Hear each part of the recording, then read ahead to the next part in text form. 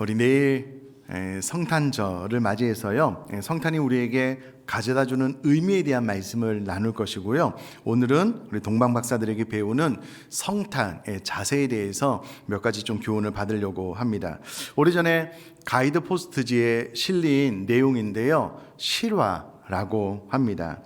한 작은 동네에 윌리라는 아이가 살았는데요. 이 윌리는 좀 지적인 성장 속도가 좀 늦어서 몸은 4학년인데 지적인 능력은 이제 2학년 이어서 2학년 반 아이들과 함께 학교에서 지내게 되었답니다. 그런데 몸은 4학년이니까 2학년 아이들보다 늘 등치가 커서 게임을 하면 윌리가 이기는 거예요. 그래서 반 친구들이 윌리를 좀 싫어했대요.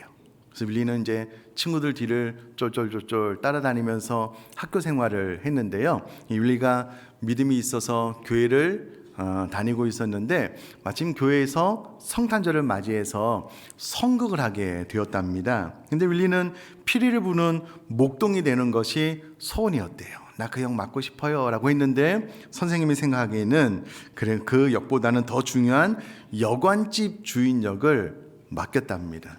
왜냐하면 요셉과 마리아에게 우리가 등치가 그래도 좀 큰 윌리가 빈방 없어 라고 이렇게 퉁명하게 이야기를 하면 성극에 효과가 더 있을 것 같아서 이 역을 맡기고 연습을 시켰답니다.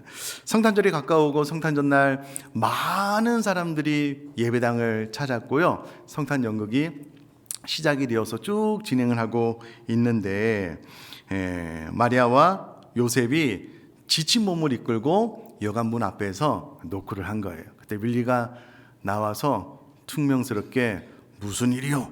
라고 물었대요.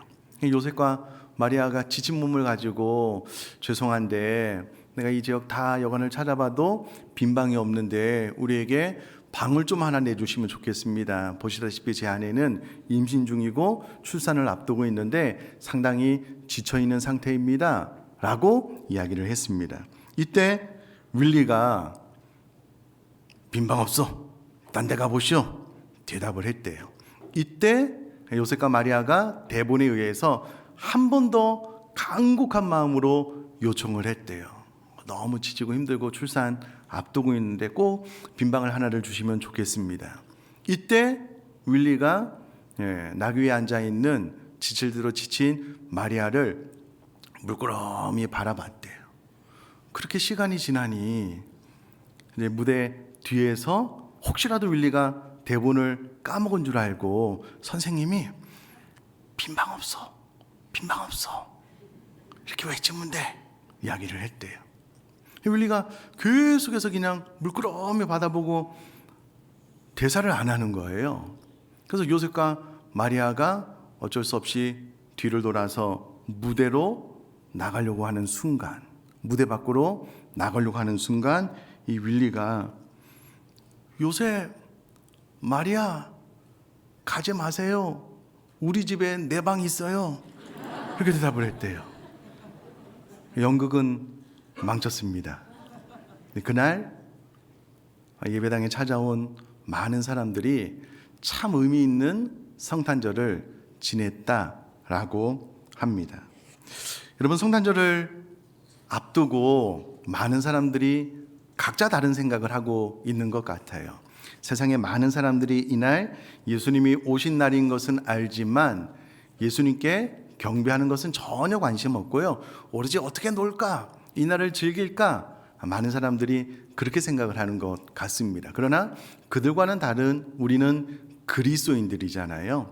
그러면 그리스도인들은 이 성탄을 어떻게 맞이해야 되는가라는 부분에 대해서 우리가 잘 아는 동방 박사들을 통해서 몇 가지 교훈을 좀 받아보려고 합니다. 우선에 오늘 본문에 나오는 등장인물들 가운데요, 성탄을 맞이하는 마음의 태도, 자세가 다 달랐다라는 것을 등장인물을 통해서 알 수가 있습니다. 저 멀리 동방 박사들이 별을 보고 예루살렘으로 유대 땅으로 찾아왔는데 그들이 연구한 바에 의하면 이제 곧 나실 메시아 예수님이 어느 곳에서 태어날 줄 모르는 거예요. 그래서 헤로드 왕에게 이제 곧 메시아가 태어날 텐데 그 왕이 어디서 태어나는가 묻습니다. 헤롯도 잘 몰라요. 그래서 대제사장과 서기관들을 불러서 나사렛 예수가 어디서 태어나겠느냐, 예수가 어디서 태어나느냐 물었습니다. 그때 대제사장과 서기관들은 구약의 예언에 의해서 메시아가 예루살렘에 태어날 것에 대해서 정확하게 헤롯에게 대답을 해 주었습니다. 문제는 알고 있었다는 거예요. 그런데 메시아의 오심에 대해서 그것 외에는 아무것도 없었습니다. 아는 것 외에는 경배하고 싶은 마음도, 그 앞에 꿇어 엎드려 귀한 예물을 드리고 싶은 마음도, 또 메시아의 오심에 대해서 마음속 깊이 연구하고 묵상하고 이 날을 어떻게 기쁘게 맞이할까에 대한 아무런 준비도 없었다라는 거예요. 생각해 보면 우리 모두는 예수님이 2000년 전에 이 땅에 오셨다라는 것을 압니다. 모르지 않습니다. 그런데 뭐요?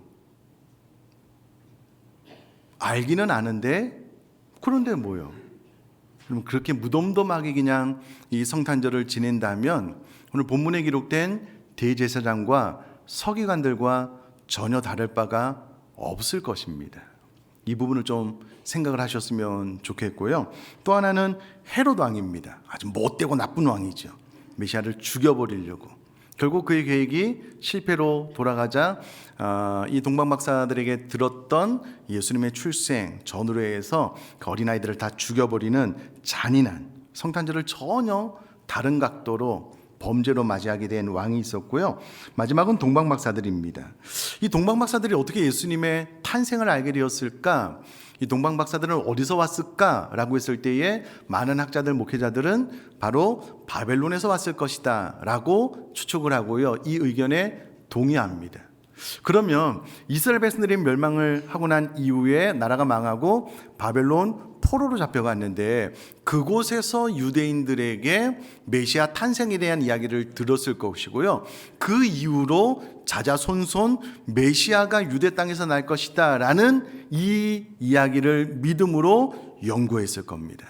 그래서 때가 되어서 유대 땅으로 와서 예수님께 경배하려고 했던 사람들이 바로 이 동방박사들이었다라고 오늘 성경이 기록을 하고 있습니다. 저는 이와 같은 내용을 볼 때마다 좀 조심스럽고 두려운 것이 무엇이냐면요, 이스라엘 백성들은 믿음의 조상 아브라함의 후손이라는 자부심, 선민의식이 그 누구보다도 강했던 사람입니다. 그러니까 본인들은 믿음이 있다라고 철떡같이 믿었던 사람들이 유대인입니다. 근데 아이러니하게도 이 성경을 읽어보면요, 예수님께 믿음이 있다라고 칭찬 들은 두 사람은 백부장과 수로보니게 여인이에요. 둘 다 이방인입니다. 유대인들에게 있어서는 예수님께서 믿음이 있다 칭찬하지 않고요, 오히려 그 제자들에게 믿음이 없음으로 인하여 많이 책망하셨음을 볼 수가 있습니다. 아니, 예수님 곁에서 예수님의 죽음에 대해서 그렇게 많이 들었던 제자들은 예수님의 장례에 대해서 전혀 준비하지 않았습니다. 마리아가 준비를 했고요. 오늘 본문에서도 예수님의 탄생에 있어서 믿음의 후손이었던 이스라엘 백성들은 전혀 준비된 게 없어요. 오히려 이방 나라 저 먼 곳에서 동방박사들이 와서 예수님의 탄생을 경배하고 있는 것을 통해서 보건대, 야, 내가 믿음이 있다라고 하지만, 내가 예수님의 탄생에 대해서 알고 있지만 혹시 나의 반응이 이와 같지는 않을까, 저 스스로를 좀 돌아보게 하는 그런 본문의 말씀입니다. 자, 그렇다면 동방박사들을 통해서 우리가 세 가지를 좀 교훈을 받았으면 좋겠는데요, 아마 다 아시는 내용일 수 있습니다. 그러나 다시 한번 우리 마음속에 좀 깊이 새겨드는 시간 되었으면 좋겠는데요, 첫 번째, 이 동방박사들은요 깊은 연구를 했다라는 겁니다. 제가 2장 1절 말씀을 다시 한번 읽어볼게요. 헤롯 왕 때에 예수께서 유대 베들레헴에서 나심에 동방으로부터 박사들이 예루살렘에 이르러 말하되 라고 기록이 되어져 있습니다. 이런 박사는 예나 지금이나 공부를 많이 하는 사람들이죠. 연구를 많이 한 사람들입니다. 아니, 과거 유다 백성들이 바벨론 포로로 잡혀왔던 때가 언제인데 그 이후로 이 동방박사들은 자자손손 메시아 탄생에 대한 예언을 믿고 후손들에게 전달을 했을 겁니다. 그러니 지금 예수님 탄생 당시에 당대의 이 박사들도 그의 아버지, 그의 조상들이 그러했던 것처럼 메시아 탄생에 대해서 끝없이 연구했을 거예요. 공부하고 언제쯤 오시나? 그래서 그때를 알게 되어서 별의 인도를 따라서 지금 유대 땅까지 오게 되었다라는 겁니다. 그러면 이와 같은 동방박사를 통해서 어떤 교훈을 받을 수 있느냐라고 했을 때에 여러분, 밤낮 가리지 않고 예수님의 오심을 연구했던 동방박사들과 나를 비교해 보자는 거예요. 여러분, 예수님의 탄생, 오심 다 알잖아요. 그런데 동방박사들처럼 연구했을까? 공부했을까? 다른 말로 묵상했을까? 마음속에 새겼을까? 이 성탄절을 어떻게 더 의미 있게 예수님의 생일을 더 축하할 수 있을까라는 부분에 대해서 심도 있게 묵상하고 고민하고 생각해 보았느냐라는 부분입니다. 제가 제 아내를 만난 지가 벌써 35년이 넘었고요. 제 아내랑 결혼한 지가 우리가 이제 27년째더라고요. 아주 오랜 시간 같이 알게 되고 지냈는데요. 지난 27년 동안 단 한 번도 제 아내의 생일을 그냥 지나간 적이 없습니다.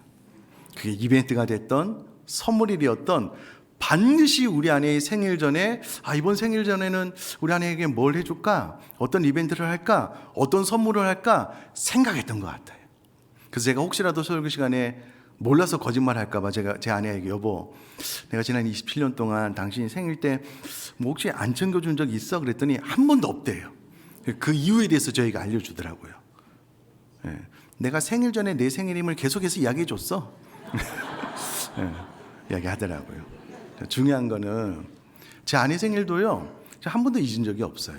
진짜 생일날이 되면 어떤 이벤트를 해줄까, 어떤 생일 선물을 줄까 늘 고민하고 생각했던 것 같아요. 하물며 우리를 위하여 자신의 생명을 내어주시기 위해서 이 땅에 오신 예수님의 생일이 내일이잖아요. 물론 그게 역사적으로 내일이 맞다 틀리다 많은 이야기가 있지만, 그러나 1년 중에 한 날을 예수님의 생일로 우리가 보낸다면 12월 25일로 보내는 것 의미가 있잖아요. 그러면 여러분, 우리 인간의 가족들도 아내도 남편도 생일이 되면 생각하잖아요. 고민하잖아요. 어떤 이벤트, 어떤 선물, 어떤 맛있는 것을 사줄까 생각하잖아요. 그럼 이것이 우리 사람의 당연한 도리 아니냐고요. 그런데 웬일인지 예수님의 생일 성탄을 하루 앞둔 이 시점에서 동방박사들처럼 생각하지 않아요. 고민하지 않아요. 그냥 알 뿐이에요. 예수님이 내일 생일이다 알 뿐이에요. 예수님의 생일을 맞이해서 보다 더 가치 있고 의미 있게 어떻게 좀 지낼 수 있을까 생각해야죠. 고민해야죠. 묵상해야죠. 여러분, 우리가 이 동방박사들을 통해서 가장 먼저 이 교훈을 마음속에 받으셨으면 좋겠습니다.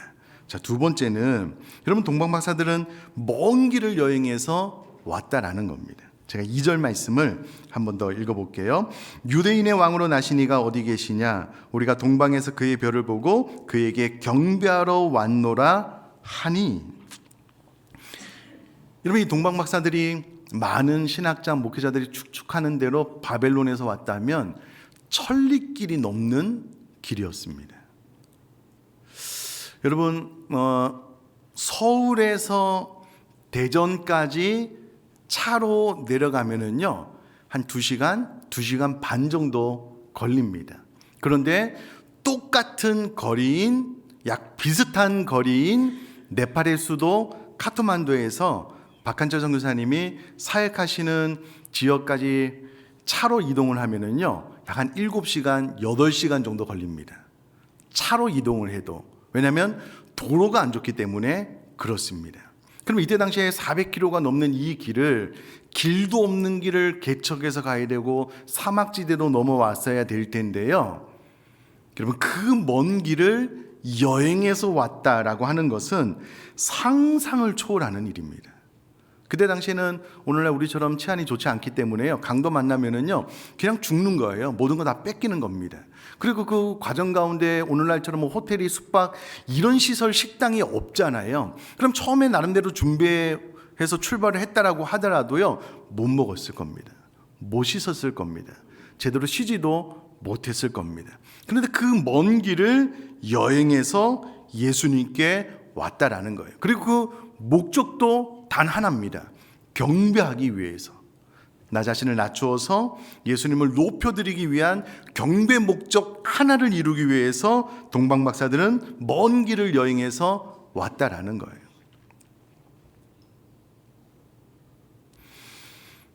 지금 저희 어머님이 계신 김해는요, 어머님이 이제 이사를 했지만 이전에 사셨던 집에서 교회까지 한 20분, 많게는 한 25분 정도 걸리는 길인데요. 이 언덕길을 계속해서 올라가야 되는, 그래서 곳에 교회가 있었는데요.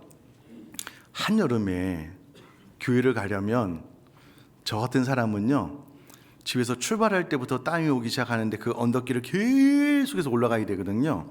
올라가려면 교회 도착할 쯤 되면 그냥 온몸에 비 오듯 땀이 와서 젖어 있어요. 예배당 안으로 들어가면 에어컨이 있어서 시원하긴 한데요, 길이 그랬습니다. 저희 집보다 더 밑에 있는 집에 사시는 분들은요, 교회 가다가 지치셨어요. 진짜요. 그럼에도 불구하고 저희 어머님이 예배 이 추운 날 새벽 기도에 단 한 번도 거의 빠지지 않고 참석하셔요. 그게 멀다 생각하지 않으시거든요. 여러분, 오늘날 가만히 생각을 해보면 예배당과 내가 주차하는 곳이 조금만 멀어도 불편해해요. 내가 교회 주차장에 가까운 곳에 주차하고 예배당에 빨리 엘리베이터를 타고 올라가서 예배해야 되는데 조금만 멀어도 귀찮아해요. 비가 많이 오잖아요. 날이 많이 추워지잖아요. 그럼 예배당에 올 것을 고민하셔요. 뭐 온라인으로 드리면 되는데. 그럼 이 동방 박사들을 생각을 해보면 이 먼 거리를 정말 생명을 걸고 못 먹고 못 씻고 정말 구질구질해졌을 텐데 그 먼 거리를 마다하지 않고 예수님께 찾아가요. 예수님께 찾아가서 여러분, 병을 고치는 것이 목적이 아니었습니다. 예수님께 찾아가서 어떤 은혜를 받는 것이 목적이 아니었어요. 내 삶이 그냥 복을 받는 것이 목적이 아니었다니까요. 단 한 가지, 경배하기 위한 것. 여러분, 예수님을 경배하기 위한 그 간절한 목마름 소원이 이 먼 거리를 여행하는 불편함을 뛰어넘게 했습니다. 저는 이 동방 박사를 통해서 제가 이와 같은 마음을 가지면 좋겠다라는 생각을 하게 되었습니다. 정말 내 자신을 온전히 낮추어서 주님을 온전히 높여드리고 싶은 강력한 열망에 사로잡힘으로 인하여 내가 주님 앞에 나아가 하나님 앞에 예배함의 모든 방해 요소가 방해가 되지 않는 신앙생활. 그럼 이와 같은 주님에 대한 경배에 대한 열망이 없으면은요, 핑계가 생기더라고요. 다른 이유들이 자꾸 생기더라고요. 뭐 예배당 안 나가고 뭐 온라인으로 오늘은 그냥 뭐 제끼지 뭐. 여러분, 동방 박사들을 보면은요, 참 우리가 배울 것이 많은 것 같아요. 어떤 어려움을 뚫고서라도 당연히 예배당에 나와 예배해야 되는데, 여러분, 이 약 400km가 넘는 이 길을 오로지 경배하기 위해서 왔잖아요. 또 생각을 해보면 우리들의 자녀가 박사학위를 마쳤어요. 엘리트가 됐어요. 그래서 좋은 곳에 취직해서 일하고 있어요. 어느 날 부모인 저와 여러분들에게 찾아와서 그렇게 이야기를 하는 거예요. 아빠, 엄마, 저 아프리카 오지에 이 세상을 다스릴 왕이 태어났는데 아기 예수, 내가 그 아기 예수께 내가 잠깐 가서 좀 경배만 하고 올게. 우리 자녀들이 우리에게 그렇게 이야기를 했다라고 상상을 해보자고요. 우리는 어떻게 반응을 할까요? 어떻게 반응을 할까요? 야, 정신 좀 똑바로 차려. 그 왕이 현직 왕이야? 현직 대통령이야? 유명해? 이제 막 태어났다며. 그게 뭐 대통령이 될지 왕이 될지 어떻게 알아? 정신 똑바로 차려. 그냥 문자나 보내. 못 찾아가. 너 직장 생활 잘하고 있는데 그거 그만두고 그 막대한 여행 비용을 들여서 거기까지 가겠다고? 야, 그건 아니야. 그건 아니야. 그럼 동방 박사들도 그랬을 거예요. 박사잖아요. 많은 공부 학위가 있고요. 그때 당시에 박사 정도 되면 그래도 주변 사람들에게 인정받는 삶을 살았을 거예요. 근데 유대 땅, 그 먼 거리를 목숨을 걸고, 여러분 오늘날 여행을 하려면 얼마나 많은 비용이 듭니까? 이때도 다르지 않았을 거예요. 많은 비용, 어떻게 보면 재산 중에 일부를 팔았을 수도 있어요. 직장을 다녔다면 직장을 포기해야 됐을 수도 있었을 겁니다. 여행길에 많은 위험도 감내해야 됐고요. 어떻게 보면 부모님도 주변의 사람들도 손가락질 했을 수도 있어요. 정신 차려라. 많은 학문이 너를 미치게 했냐? 그런 이야기를 들었을 수도 있었을 것 같아요. 그러면 모든 조롱, 모욕, 여행길에 식지 못하고 먹지 못하고 막 꾀지작 해가지고 막 유대 땅에 도착을 했는데 이게 뭐야? 이랬을 수도 있을 것 같아요. 예물도 준비하고요. 그러니 이 동방 박사들의 생각을 해보면 참 내가 주님을 찾는 또 이 성탄절을 대하는 나의 태도는 어떠한가? 교훈을 안 받을래야 안 받을 수가 없습니다. 참 제 마음속에 더 감동이 되는 것은 다른 이유가 전혀 없어요. 병고침, 축복, 내 문제 해결 단 하나도 없습니다. 오직 경배하기 위해서. 우리가 예배당에 나올 때마다 우리가 기도해서 기도 응답 받는 거 좋지만, 그러나 그것이 없다라고 하더라도 오직 하나님의 이름에 합당한 가치, 예배, 경배를 올리기 위해서 이 예배당에 나올 수 있는 저와 여러분 될 수 있기를 주님의 이름으로 축복합니다. 두 번째 교훈입니다. 세 번째는 동방 박사들은요, 잘 아시는 것처럼 예물을 구별해서 드렸다라는 겁니다. 황금 유향 몰약인데요, 제가 2장 11절 말씀을 한번 읽어볼게요. 집에 들어가 아기와 그의 어머니 마리아가 함께 있는 것을 보고 엎드려 아기께 경배하고 보배압을 열어 황금과 유향과 몰약을 예물로 드리니라. 어떤 분들은 황금 유향 몰약이 이런 영적인 의미가 있다라고 이야기를 하는데요, 저는 그것 별로 중요하게 생각하지 않습니다. 그보다 더 중요한 것은 동방 박사들이 예수님께 본인이 할 수 있는 최고의 선물을 준비해서 드렸다라는 부분입니다. 이렇게 설교를 들으면, 야, 목사님이 뭐 성탄절 많이 맞이해서 뭐 헌금 많이 하라고 하는 것이냐? 전혀 그렇지 않습니다. 여러분 성경에 누가복음 2장에 보면은요, 목자들이 예수님의 탄생 1도 생각하고 있지 않다가 천사가 나타나요. 예수님의 탄생에 대해서 알려줘요. 그 요셉과 마리아에게 와서 내가 천사를 봤다라고 이야기를 하면서 찬송을 하는 분량과 오늘 동방 박사들이 예수님께 찾아와서 황금과 유향과 몰약을 드린 분량이랑 비슷합니다. 하나님은 황금과 유향 몰약을 드린 동방 박사만 중요하지 않고요, 목자들의 노래, 찬송, 그것도 중요하게 받으셔서 분량이 똑같아요. 그러니까 뭐 물질을 많이 드리라는 말이 아니고요, 우리가 예수님의 성탄절을 미리 묵상하고 생각하고 고민하고 또 예수님의 성탄을 위하여 내가 감사하고 또 표현할 수 있는 그 모든 것들을 좀 다 표현할 때에 이 동방 박사들처럼 혹은 목자들처럼 그것이 찬양이 되었던, 감사가 되었던, 물질이 되었던 정말 주님께 합당한 귀한 예물을 준비하여 드리는 성탄절이 되는 것이 중요하다라는 말씀을 지금 드리고 있는 것입니다. 다시 한번 말씀드립니다. 물질만 의미하는 것이 아니고요, 여러분 하나님 앞에 나의 재능을 드릴 수도 있고 또 하나님께서 나에게 주신 귀한 마음을 감사로 찬양으로 드릴 수도 있는데, 중요한 것은 하나님의 이름에 합당한 가치 있는 것을 올려드리는 자세, 태도가 중요하다라는 겁니다. 저는 늘 말씀을 묵상하고 또 설교를 할 때마다 아는 것으로 그치지 않고 좀 적용을 하려고 많이 노력을 하는데요, 가만히 있어 보자. 그러면 이 동방 박사들이 세 가지 황금 유향 몰약을 주님 앞에 선물로 드렸다면 나는 어떤 것을 구별해 하나님 앞에 좀 드릴까라고 생각할 때 그래도 감사하게 또 세 가지 것이 있더라고요.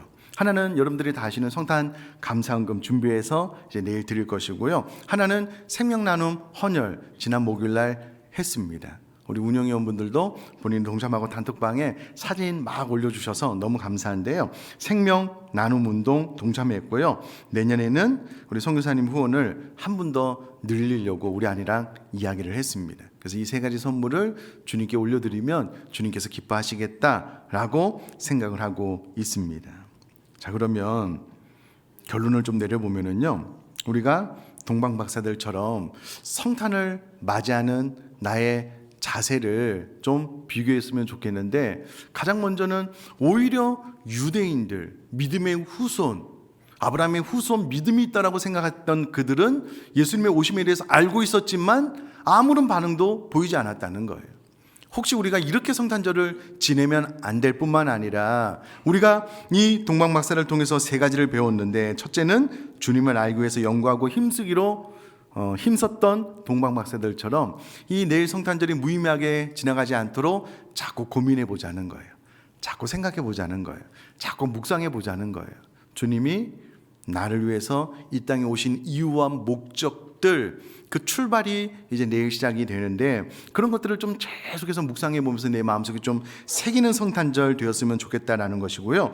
주님을 만나 경배하기 위해서 먼 길 험한 길 조롱 멸시가 있더라도 찾아왔던 동방박사들처럼 우리 또한 주님 앞에 예배하고, 또 성탄절도 마찬가지고요. 내가 주님을 찾기 위한 나의 자세, 태도는 무엇인가? 이와 같은 열정, 노력들, 수고를 아끼지 않는 그런 태도가 있었으면 좋겠다라는 부분이고요. 마지막으로 내가 드릴 수 있는 가장 귀한 것으로 주님 앞에 드렸으면 좋겠는데, 동방박사들이 세 가지 예물을 드린 것처럼 나 또한 이 성탄절을 맞이하여 주님 앞에 어떤 예물, 혹은 내가 가지고 있는 것 중에서 주님의 이름에 합당한 가장 가치 있는 것을 드린다면 어떤 것을 좀 드릴 수 있을까라는 것을 고민하고, 그런 것들을 기꺼이 주님 앞에 내어드리는 저와 여러분 될 수 있기를 주님의 이름으로 축복합니다.